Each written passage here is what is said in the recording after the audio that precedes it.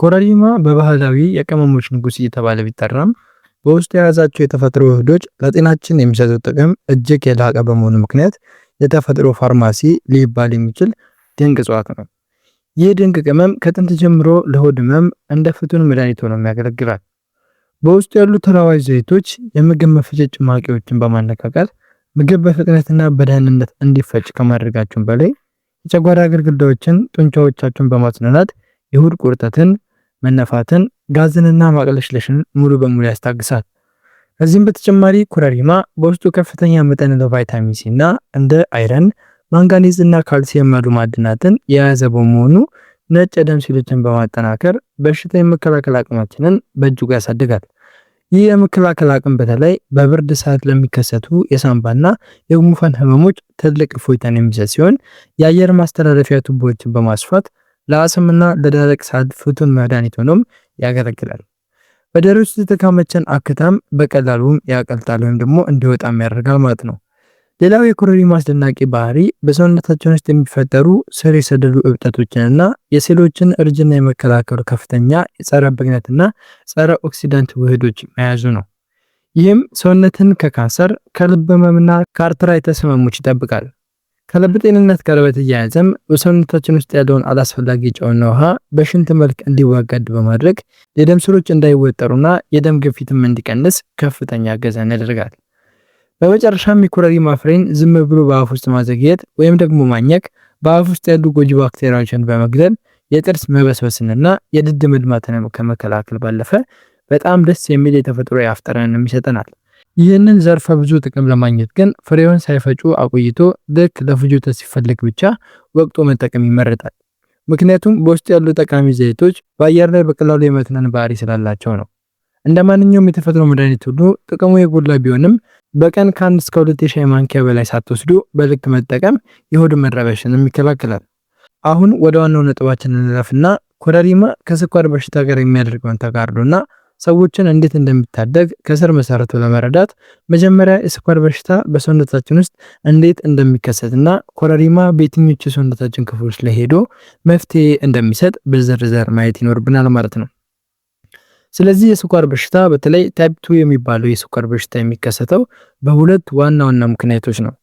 አንደኛው ቆሽት ወይም ደግሞ ፓንክራስ የምንለው በቂ ኢንሱሊን ማምረት ሲያቅታት፣ ሁለተኛው ደግሞ ሰውነታችን የተመረተውን ኢንሱሊን ተቀብሎ በደማችን ውስጥ ያለውን ስኳር ወደ ሴሎች ማስገባት ሲያቅተው፣ ይህም የኢንሱሊን መቋቋም ወይም ኢንሱሊን ሬዚስታንስ ይባላል። ስኳሩ ወደ ሴል መግባት ሲያቅተው በደማችን ውስጥ ይከማቻል። ይህም ለስኳር በሽታ ይዳረገናል ማለት ነው። ኮረሪማ ከስር መሰረቱ ይህንን ችግር የሚፈታው በሚከተሉት 4 ዋና ዋና የባዮሎጂካዊ መንገዶች ነው። የመጀመሪያውና ዋናው መንገድ የኢንሱሊን መቀባበያዎችን ማነቃቃት ነው። ኮረሪማ በውስጡ ፍሌቮኖይድ እና ፖላይፎኖሊስ የሚባሉ እጅግ ንቁ የሆኑ የተፈጥሮ ውህዶችን ይዟል። እነዚህ ውህዶች በሴሎቻችን ላይ የሚያገኙትን የኢንሱሊን በሮች በከፍተኛ ሁኔታ ያነቃቃሉ። በዚህ ጊዜ ሴሎቹ ለኢንሱሊን ያላቸው ስሜት ስለሚጨምር በደም ውስጥ ያለውን ስኳር በቀላሉ ስብርብር አድርገው ወደ ውስጥ ያስገባሉ። ይህም በደም ውስጥ ያለው የስኳር መጠን ወዲያውኑ እንዲቀንስና ወደ መደበኛ እቅድም እንዲመለስ ያደርጋል። ሁለተኛው መንገድ በምግብ መፍጫ ስርዓት ላይ የሚያደርገውን ቁጥጥር ነው። እኛ ምግብ ስንመገብ በተለይ ካርቦሃይድሬት ለምሳሌ እንደ እንጀራ፣ ዳቦ፣ ሩዝና የመሳሰሉት ያሉ ምግቦች በሆዳችን ውስጥ ያሉ ኢንዛይሞች አማካኝነት ተሰባብረው ወደ ስኳርነት ይለወጣሉ። ኮረሪማ እነዚህን ምግብ ሰባሪ ኢንዛይሞች በተለይ አልፋ ግሉኮሳይዴስ እና አልፋ አማይሌዝ የሚባሉትን የመክታትና የማዘግየት ተፈጥሯዊ አቅም አለው። ይህ ማለት ምግብ ከተበላ በኋላ ስኳሩ ፈጥኖ ወደ ደም እንዳይገባ ያግደዋል።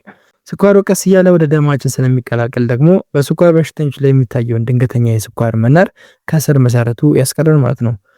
ሶስተኛው ደግሞ የቆሽት ሴሎችን ከጥፋት መታደግ ነው። በስኳር በሽታ ሳቢያ በሰውነት ውስጥ የሚፈጠረው ከፍተኛ የስኳር ክምችት ወይም ኦክሲዴቲቭ ስትረስ የሚባል መርዛማ ኬሚካላዊ ጭንቀትን ይፈጥራል። ይህ ጭንቀት ኢንሱሊን የሚያመርቱትን የቆሽት ሴሎች ወይም ቤታ ሴሎችን ቀስ በቀስ ይገድላቸዋል። ኮረሪማ ግን እጅግ ኃይለኛ ጸረ ኦክሲዳንት በመሆኑ እነዚህን መርዛማ ጭንቀቶች በማጥፋት የቆሽት ሴሎች እንዳይሞቱ ጋሻ ሆኖ ይከላከልላቸዋል። የቆሽት ሴሎች ሲጠበቁ ደግሞ የኢንሱሊን ምርት በዘላቂነት እንዲቀጥልም ያደርጋል። በመጨረሻም ጉበትን ከስብ ክምችት ነፃ ማድረግ ነው።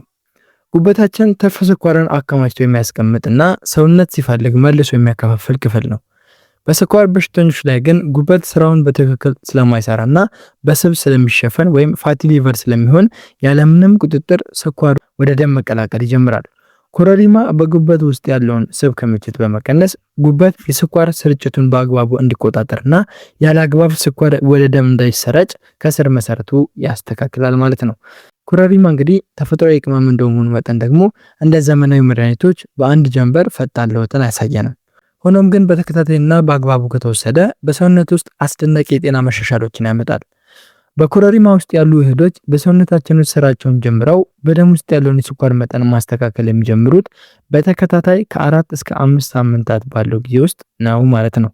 በዚህ የመጀመሪያ ወራት ውስጥ የሰውነት ሴሎች ለኢንሱሊን ያላቸው ምላሽ እየጨመረ የሚሄድ ቢሆንም የረጅም ጊዜ የስኳር አማካኝን ሙሉ በሙሉ ለማስተካከል ቆሽትን ከጥፋት ለመታደግ እና የጉበትን ስራ ከስር መሰረቱ ለማስተካከል ግን ቢያንስ ከ3 እስከ 6 ወር ማዘውተር ያስፈልጋቸዋል ማለት ነው።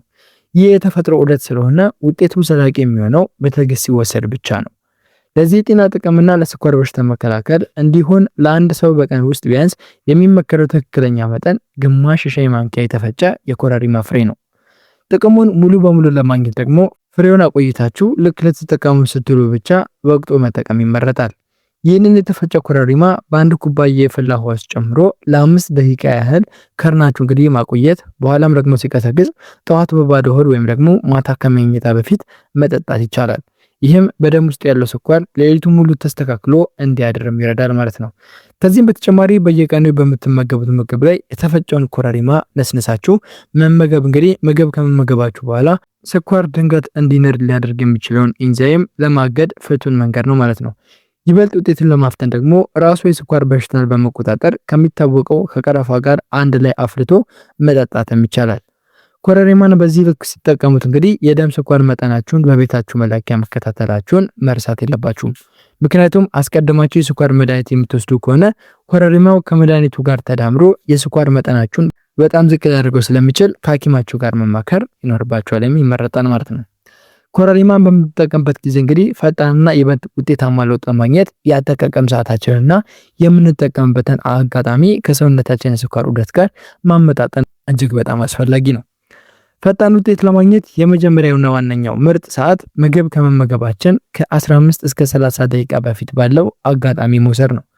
በዚህ ሰዓት ግማሽ የሻይ ማንኪያ ኮረሪማ በሙቅ ውሃ አፍርቶ መጠጣት በሆዳችን ውስጥ ያሉትን ምግብ ሰባሪ ኢንዛይሞች አስቀድሞ ዝግጁ ያደርጋቸዋል። በዚህ አጋጣሚ ምግብ ስንበላ የካርቦሃይድሬት ምግቦች ፈጥነው ወደ ስኳርነት እንዳይቀየሩ ስለሚያግደው ምግብ እንደበላን የሚከሰተውን ድንገተኛ የስኳር መናር ወዲያውኑ ይከላከላል። በተለይ ከፍተኛ ስኳር ወይም ካርቦሃይድሬት ያለባቸውን ምግቦች ለምሳሌ እንደ እንጀራ፣ ዳቦ፣ ሩዝ ወይም ደግሞ ድንች ያሉ ምግቦች በምትመገቡበት አጋጣሚ ይህንን ማድረጉ ፈጣን እፎይታን ይሰጣቸዋል። ሁለተኛውና በጣም ወሳኝ አጋጣሚ ደግሞ ጠዋት በባዶ ሆድ መውሰድ ነው። ሌሊቱን ሙሉ ሰውነታችን ሳያቋርጥ ኢንሱሊን ሲያመርትና ስኳር ሲያስተካክል ያድራል።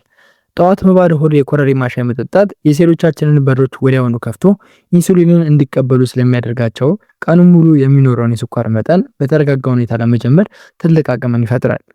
ከዚህም በተጨማሪ ማታ ከመኝታ በፊት የሚወሰድ አጋጣሚ ሌላኛው ፍቱን መንገድ ነው። ብዙ የስኳር በሽተኞች ጠዋት ሲነሱ ያለምንም ምግብ ስኳራቸው ከፍ ብሎ ያገኙታል። ይህ የሚሆነው ሌሊት ጉበታችን ያለአግባብ ስኳር ወደ ደም ስለሚቀላቅል ነው። ማታ ከመኝታ በፊት ኮረሪማን መውሰድ ጉበታችን ሌሊቱ ሙሉ ስኳር እንዳይረጭ ስለሚቆጣጠረው ጠዋት ስንነሳ የተስተካከለ የስኳር መጠን እንድናገኝ ይረዳናል ማለት ነው። በመጨረሻም ከፍተኛ ፈጣን ውጤት የምናገኘው ከቀላል የአካል ብቃት እንቅስቃሴ ለምሳሌ ከምግብ በኋላ ከ15 እስከ 20 ደቂቃ በእግር ከመራመድ አጋጣሚ ጋር ሲቀናጅ ነው። ኮረሪማ ሴሎቹን ሲከፍታቸው የአካል ብቃት እንቅስቃሴው ደግሞ በደማችን ውስጥ ያለውን ስኳር በቀጥታ ስብስብ አድርጎ ወደ ጡንቻዎች ያስገባዋል። ይህም የኮረሪማውን የመድኃኒትነት ኃይል በእጅጉ ያፋጥነዋል ማለት ነው። ሌላውና መሰረታዊ ነገር ደግሞ ማድረግ ያለብን ጥንቃቄ ነው። ኮረሪማ የተፈጥሮ ቅመምና እጅግ ጠቃሚ መድኃኒት ቢሆንም ከስኳር በሽታ ጋር ተያይዞ ከስር መሰረቱ ልናደርጋቸው የሚገቡ በጣም ወሳኝ ጥንቃቄዎች ደግሞ አሉ። በመሰረታዊነት ሊደረግ የሚገባው የመጀመሪያውና ትልቁ ጥንቃቄ የስኳር መጠን በጣም ዝቅ እንዳይል መከላከል ነው። ኮረሪማ የሴሎችን በር ከፍቶ ስኳርን ወደ ደም ውስጥ የማስገባትና ኢንሱሊንን የማነቃቃት ከፍተኛ አቅም አለው። ስለዚህ አንድ ሰው አስቀድሞ የሐኪም የታዘለትን የስኳር መድኃኒት ወይም ደግሞ የኢንሱሊን መርፌ እየወሰደ ከሆነ ኮረሪማን በተመሳሳይ ሳይዝ ሲጨምር መድኃኒቱና ኮረሪማው ተደራርበው እንግዲህ የስኳር መጠንን ከተገቢ በላይ ድንገት ሊያወርዱት ይችላሉ። ይህ ደግሞ ራስን መሳት፣ ማላብ፣ ማንቀጥቀጥና ድካም ሊያስከትል ስለሚችል ኮረሪማን መውሰድ ሲጀምሩ የስኳር መለኪያ መሳሪያን በመጠቀም በየቀኑ ክትትል ማድረግና የስኳር መጠኑ በጣም እየቀነሰ ከመጣ ከሐኪም ጋር መመካከር የዘመናዊ መድኃኒቱን መጠን ማስተካከል ያስፈልጋል ማለት ነው። ሁለተኛው ጥንቃቄ ደግሞ የመጠን ገደብን አለማለፍ ነው። ኮረሪማ ጠቃሚ ነው ተብሎ በቀን ውስጥ ቢያንስ እንኳን ለምሳሌ ከ2 እስከ 3 ሻይ ማንኪያ በላይ ከተወሰደ የስኳር በሽታን ከማስተካከል ይልቅ የጨጓራ መስተጓጎልን፣ የሆድ መቃጠልን፣ መቅለሽለሽን ወይም ደግሞ ተቅማጥንም ሊያስከትል ይችላል። ስለዚህ ቀደም ሲል እንደተጠቀሰው በቀን ከግማሽ እስከ 1 ሻይ ማንኪያ የሚሆን ትክክለኛ መጠን ጠብቆ መውሰድ መሰረታዊ ህግ ነው ማለት ነው።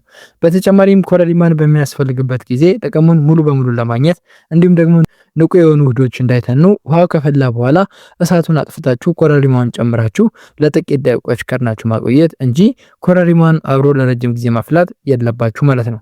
ሶስተኛውና ዋናው ጥንቃቄ ደግሞ ኮረሪማን እንደ ብቸኛ መድኃኒት አለማየት ነው። ኮረሪማ በሰውነት ውስጥ የስኳር መዛባትን ከስር መሰረቱ የሚያስተካክል ድንቅ አጋዥ እንጂ አንድ ሰው የተከተለውን የተዛባ የአኗኗር ዘይቤ ለምሳሌ የጣፋጭ ምግቦችን ማብዛት መቀነስ ወይም ደግሞ አለመንቀሳቀስን ሳያስተካከል ሳይቀር እንግዲህ በኮረሪማ ብቻ ለውጥ ማምጣት እንደማይቻል ማወቅ ይኖርባቸዋል። ኮረሪማ ውጤታማ የሚሆነው ጤናማ የአመጋገብ ስርዓትና እንቅስቃሴ ሲታከልበት ብቻ ነው። እንዲሁም ነፍሰ ጡርና የሚያጠቡ እናቶች ወይም ደግሞ ከፍተኛ የሐሞት ጠጠር ያለባቸው ሰዎች ኮረሪማ የሐሞት ፈሳሽን የማነቃቃት ባህሪ ስላለው ከመጠን በላይ እንዳይወስዱ ወይም ደግሞ ከመጠቀማቸው በፊት የሕክምና ባለሙያ ማማከር ይኖርባቸዋል ማለት ነው።